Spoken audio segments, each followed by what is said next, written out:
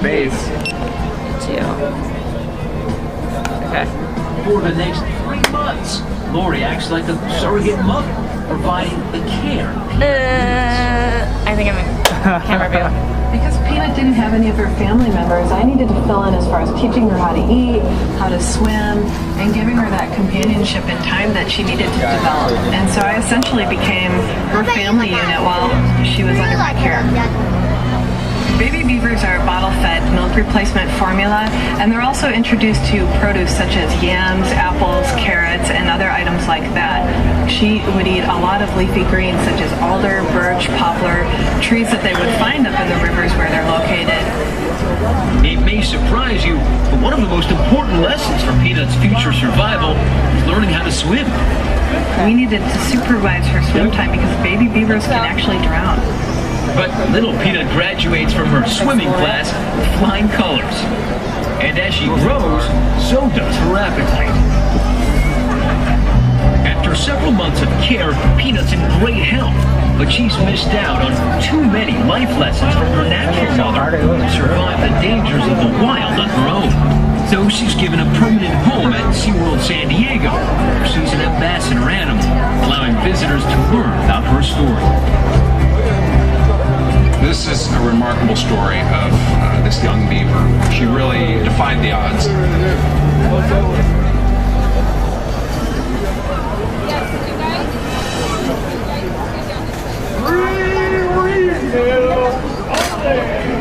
Dine with Shamu. It's exclusive, intimate, and unforgettable.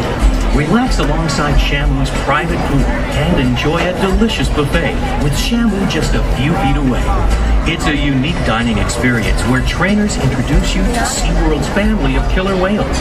Dine with Shamu is educational and fun for the whole family. Space is limited. For advance reservations, visit SeaWorldSanDiego.com.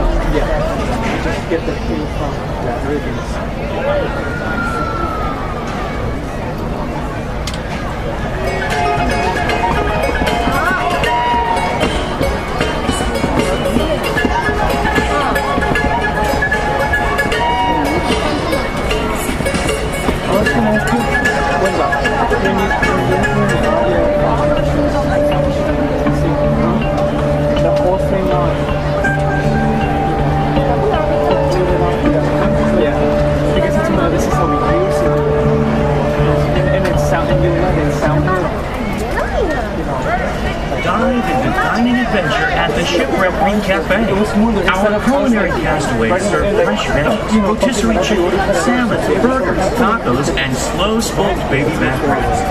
Shipwreck Reef Cafe also offers a wide selection of salads, kids' meals, and desserts for everyone to enjoy in our tropical paradise. So set sail today for Shipwreck Reef Cafe, a perfect dining adventure for the whole family. Located right next to Shamu Station.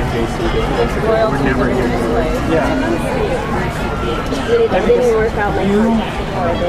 SeaWorld is proud to introduce the SeaWorld Discovery Guide, an interactive mobile experience that will make your visit even more memorable. Get to your favorite rides, shows, and attractions faster and easier by using the map feature and walk time indicator. Make in-park and in-app purchases with SeaWorld QuickPay. Simply tap the QuickPay icon and scan it at the register. Jump to the front of the line with an in-app purchase of QuickQ. Just tap Buy Now. Keep the adventure going with the 50th Celebration Scavenger Hunt and earn real in-park rewards like Shamu bars.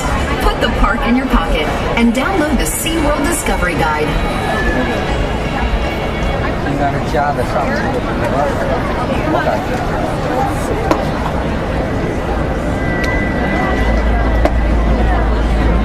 Conservation here at SeaWorld is a mission. It's a responsibility that we have, and we all take very seriously. I'm so passionate about the conservation side of things. It's making that connection to people who come to the parks and see these animals and trying to get across the message of what is happening out in the wild. It's in everything that we do, from educating guests, to rescuing manatees, to sending experts across the world to help an animal in need.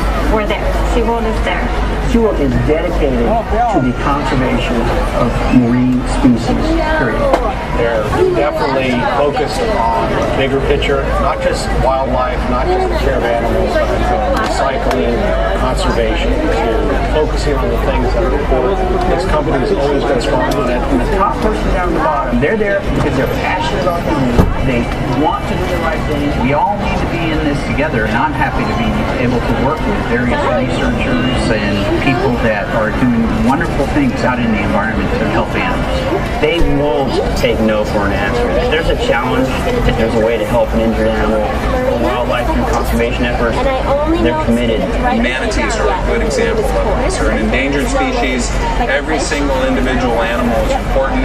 And so through the work to rehabilitate those animals, we're actually able to make a positive impact on the conservation of that species. And they want to help not only the animals right in front of them, but the future of animals in the wild and the global conservation efforts. There's a greater need to help wild populations and help wild places now than there ever was. To be able to get that message across through our parks, through our animals, is something that I think is crucially important at this point in time.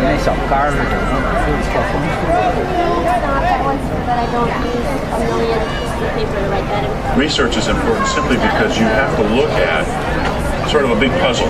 The puzzle has missing pieces about animals and habitats and the way the biodiversity works. We learn pieces of that puzzle here in our living laboratories. I personally have worked with a lot of SeaWorld researchers on a wide variety of research and science that you don't get part of when you actually come to the park. So there's a whole lot more going on.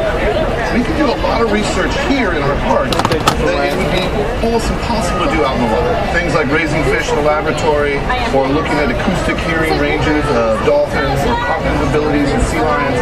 That's all stuff that you couldn't really do out in the wild. But you can do it here in our parks with our research projects, and then give that to scientists out there, and oh man, it just gives them just a head start on the research they're doing. There's a flow of ideas. We work with the staff over there. They notice amazing things about their animals, and we try to understand how it works. We have ideas about things that might be great projects over there. We propose them to do the work. They really do participate at an international level with other aquariums and zoological facilities around the world, but also with wild populations of animals, from a rehabilitation setting to a research setting. And it's not something that I think most people are aware of. The people that are studying animals in the wild learn the other pieces, but they can't see what we see because it isn't sort of up close and personal. They hardly ever see baby whales born at all.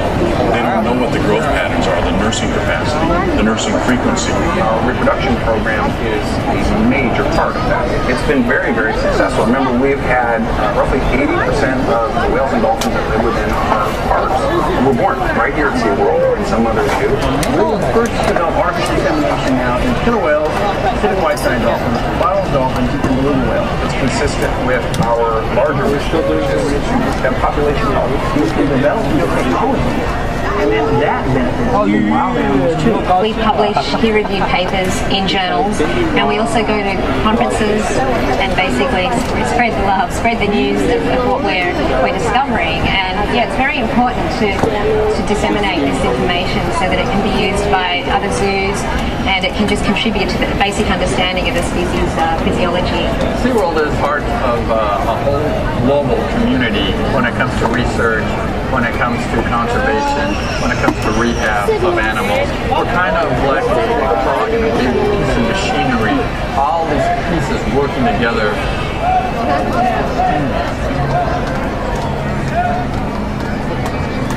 The beautiful thing about our conservation fund is that 100% of the money donated is granted back out to projects around the world and right here in our own backyard. SeaWorld definitely plays a vital role in those efforts by contributing resources that may not be available to a lot of organizations or agencies. One organization that we've supported for many, many years is called Sandcop in South Africa, and they rescue and rehabilitate hundreds of African penguin chicks every single year.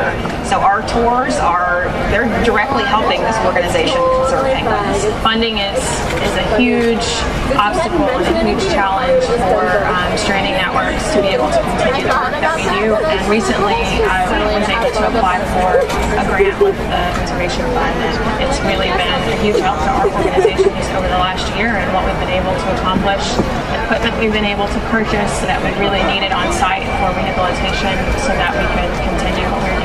It was started back in 2003 to give something to the environment, and it's a non-profit part of our company. We've given millions of dollars to projects in over 60 countries that really focus on research, education, but also sustainability and keeping animals and habitats around for years to come.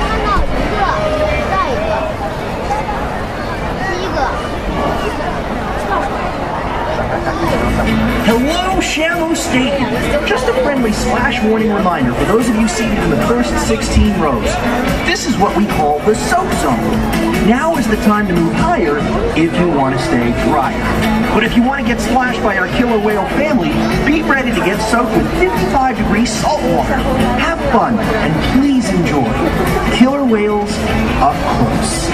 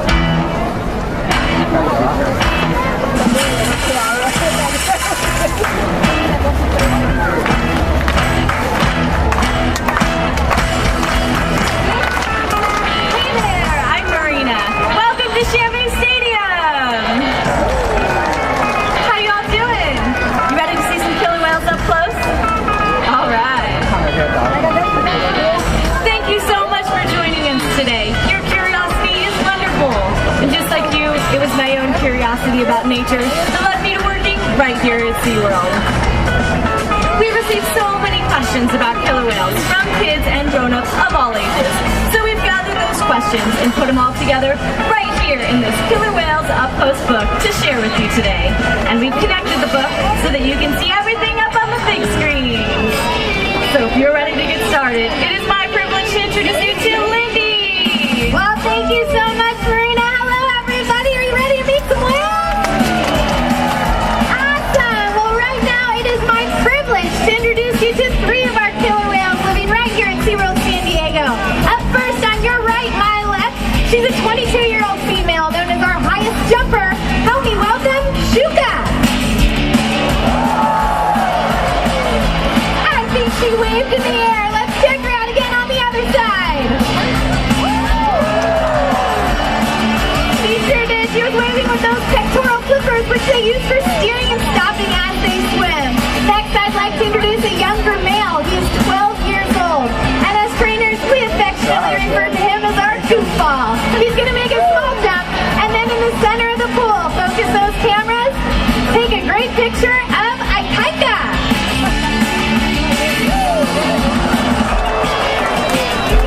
And finally, our gentle giant at 51 years old and 8,000 pounds. Here she is, Corky.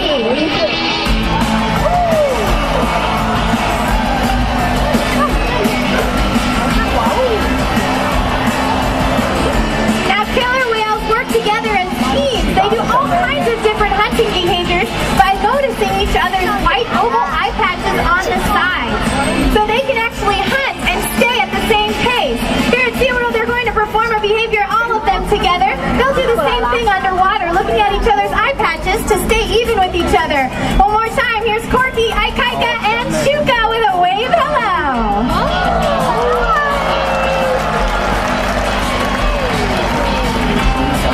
SeaWorld San Diego is home to 11 killer whales ranging in age from 8 months old all the way up to beautiful Corky here at over 50 years of age. Now we have 5 males and 6 females. You can see just how different each whale is, but did you know that there are even bigger differences in the wild? Would you be surprised if I told you there are actually different kinds of killer whales? Scientists refer to them as ecotypes. They live in different habitats, they have different body types, and they even pursue different kinds of food.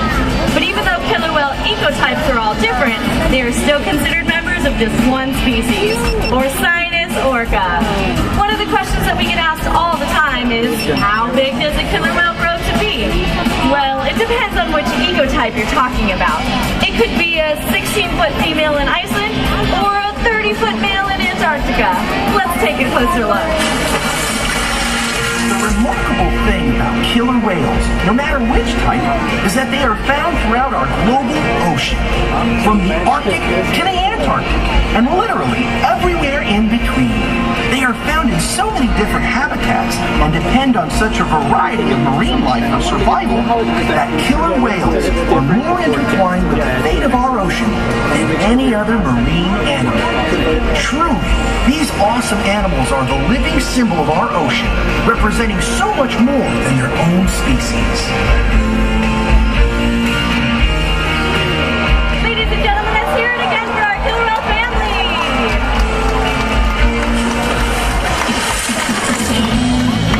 All right, let's check out some of your great questions. Oh, here we go. So many of you wonder about our trainers. In fact, raise your hand if you have ever wanted to be an animal trainer. Wow, that's a lot. And you should meet our dedicated team of trainers who interact with our family of whales here every day. Up on the main stage, working with Shuka. On my right-hand side, we have Summer. Right here in the middle with Corky, we have Andre. Behind us on safety, we have Emily. And to my left, we have Autumn with Aikaika. Our killer whale trainers are so passionate about what they do here every single day. And that makes me think of another one of your questions. Do the trainers talk to the whales? I'll let you answer that one, Lindy. That one is a great question. We may not talk to the whales like you and I talk to each other, but we have created different hand signals in order to communicate with them. Our ongoing communication helps us to establish the strong relationships that we have with the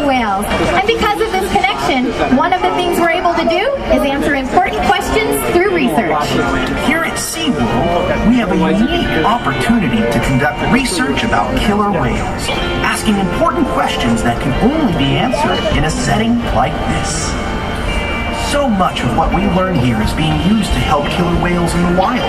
Of course, there are other questions that can only be explored by studying whales in the ocean. By exploring questions both at SeaWorld and in the wild, our combined research gives all of us a better understanding of killer whales and the places they live. And that's what I call working together. Research flowing in both directions, from our park to the wild and back again. This way, everyone benefits. Alright, let's check out some more questions. Oh, perfect. This individual wonders why whales jump. Well, I just happen to have that emoji. Look! You know, killer whales communicate in a lot of different ways. Sometimes they vocalize and sometimes they use their body. A jump like that is called a breach. They're making a sound on top of the water. When a whale uses their body to slap the surface, they're creating a commotion both above and below the surface.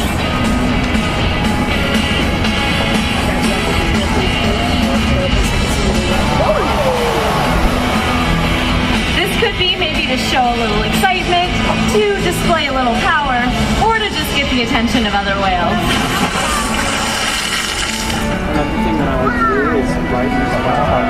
Now, some of you may have heard of Kalia's new calf, Amaya. In fact, our SeaWorld social media fans actually helped to name her. Here at SeaWorld, we've seen newborn calves rely on their mothers for everything, from the very first moments of birth. As a calf grows and gains some independence, it is looked after by other whales in the pod too. They help the mother protect the calf, teach it survival skills, and show the calf how to romp and play. Killer whales live in family-like groups known as pods. Like human families, their pods can range in size, from just a handful of whales up to a few dozen. See, you can hear it there? Yeah. And that leads us to another important question. Does having a killer whale breeding program here at SeaWorld help the whales in the wild? Absolutely. Our successful breeding program helps us to understand the developmental needs of pregnant mothers, newborn calves, and young killer whales. And this is critical information because it's a time when killer whales are the most vulnerable in the wild. Gaining this kind of knowledge is only possible through the research we do right here at SeaWorld. Recently, SeaWorld worked with researchers from the National Oceanic and Atmospheric Administration, or NOAA, to help them develop a model for identifying when a killer whale is pregnant by looking at aerial images of the animal in the wild. Prior to this cooperative effort, where SeaWorld provided direct, unparalleled access to our pregnant whales, researchers had no solid way of knowing whether or not a female in the wild was carrying a calf.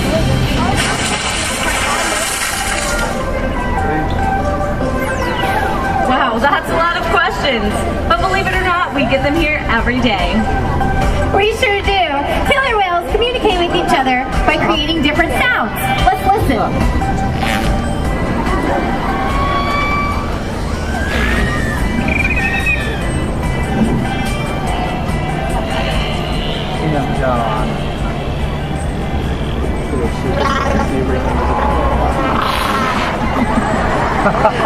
Each kind of killer whale, each pod has their own dialect, their own unique set of calls. But don't forget, they use body language too.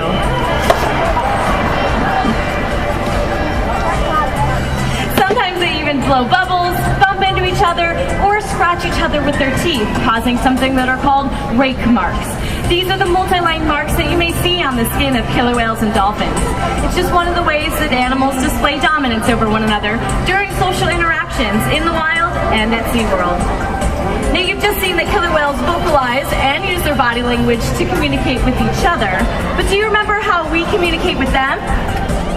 That's right, through signals. Here at SeaWorld, we communicate with our whales, and we want the next generation to be able to do the same. That's right! It is my favorite part of this show. A very special day today for two very lucky individuals. On our left-hand side, we have Koi. We're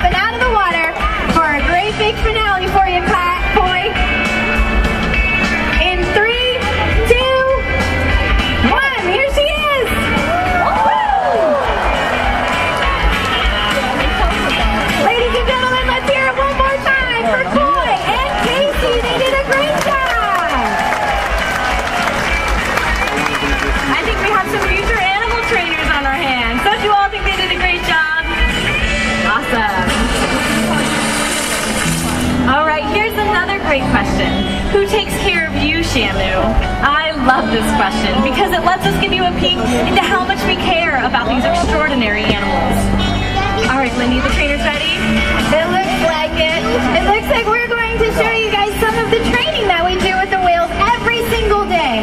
So right now you can actually see Andre has asked Corky to roll over and present her ventral side or belly to him and offer him her tail flukes. Now all of the animals here in SeaWorld San Diego are active participants in their own health care. You can actually see that Andre has kneeled down right next to her tail flukes here, and this is so that a veterinarian can get nice and close and collect a blood sample from Corky. Now she is very comfortable with this. We do it every single month, and she actually has veins that run right here along the ventral side. They're very easy to see for the veterinarian. And this way we can make sure that all of our killer whales are very healthy. Now the slide out behavior that you see is definitely a great photo opportunity. Ikaika's going to show off for you right here. And believe it or not, it's fun for us, but it's not why we do it. We have a giant killer whale scale, and we ask the whales to pose on that scale every week. And that way we can make sure that the adults are maintaining a healthy weight and that our calves are growing properly. Now the high energy behaviors that you see, such as fast swims and breaches, are actually behaviors that killer whales do in the wild and at SeaWorld. If you take a look on the far side of the pool, Shuka's going to perform the same behavior that you saw Corky do just a moment ago. Now this is for us to get their heart rate up, so check it out. She'll be right here. And those high energy behaviors are very important because they ensure that the whales get the exercise that they need every single day. Now, Lindy, I know that our guests also wonder, how much does a killer whale need to eat in order to stay healthy?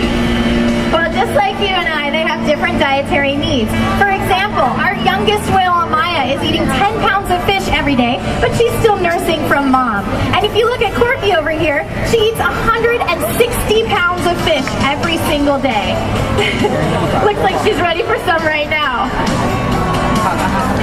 Very nice, Corky. That's really important to know, that no matter what the whales do every single day, they're always going to get all of their food. And because we've been able to determine how much a killer whale eats at different stages throughout their life, researchers in the field are able to use this information to determine if ocean habitats are healthy enough for killer whale populations to thrive. And this kind of information is invaluable. You know, food, exercise, and physical exams from our veterinarians aren't all that the killer whales need. We always want to make sure that their minds are stimulated too. So we play with them every single day as well. So if you look up on the big screen, you'll see a giant toy that the whales are playing with underwater. We also can get some kelp for them, and they'll play with the kelp by draping it over their pectoral flippers or their dorsal fin or sharing it with one another. And you can see Andre is kind of laying down on the food bin there, and Corky's playing a little mimic game with him. He's going to march in place. Looks like she's going to do the same thing. Over here you can see Autumn is just kind of giving Ikaika a little tickle around his melon. This is something that Ikaika really seems to enjoy, and will kind of squeal.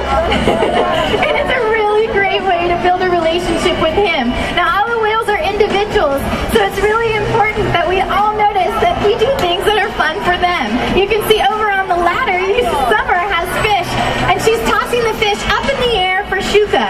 Shuka loves to swim.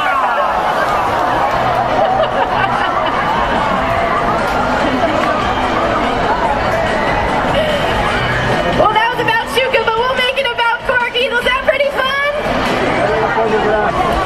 A very fun splash from Corky. It's really important to note that the best interaction that the whales have is the social interaction between them and the other whales, and of course our team of experienced trainers. Thanks, Andre and Corky. All right, how about a question for all of our kids out there? They want to know who would win if a killer whale squared off with a great white shark.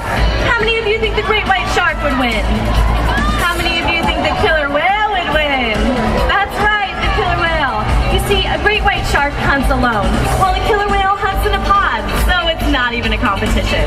In fact, killer whales have even been known to hunt a blue whale. Do you know how big a blue whale is? At over 80 feet, it is the largest animal to have ever existed on the planet. But killer whales can hunt these huge animals because they coordinate, collaborate, and cooperate. They work together as a team to to overcome challenges much bigger than themselves. You know, we can overcome the challenges that our ocean faces if we collaborate like the killer whales. If we work together as a team, we can change the fate of our ocean and even our world. All right, here's some more questions, and these are a lot of the common ones that always come in. So here we go. First one, why do some dorsal fins curve? This is a great question. Dorsal fins do not have any skeletal support, such as bones or cartilage, to support their height and weight. They're made up completely of connective tissue. If an animal spends more time at the surface, it is likely that the connective tissue in their fin will weaken, causing their fin to bend. We occasionally see curved dorsal fins in the wild and at SeaWorld. Next one, how fast can they swim? Well, depending on their body weight, killer whales can swim up to 30 miles per hour. Let's check it out.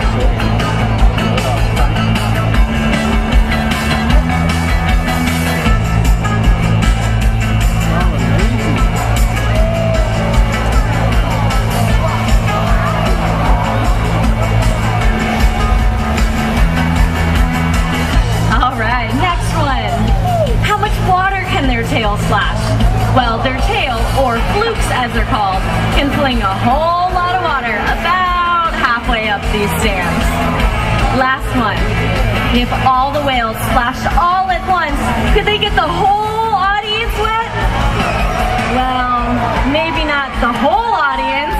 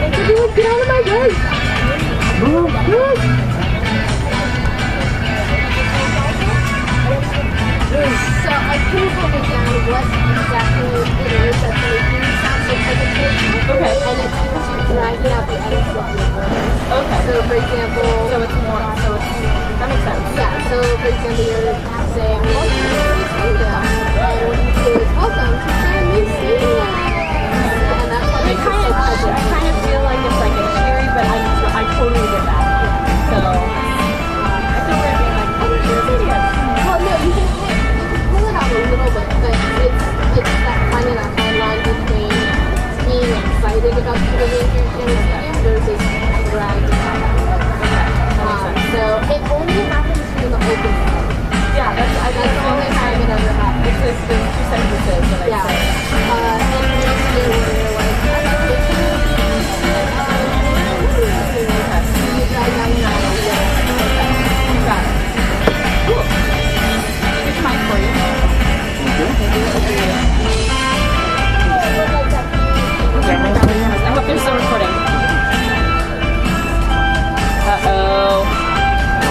GoPro died.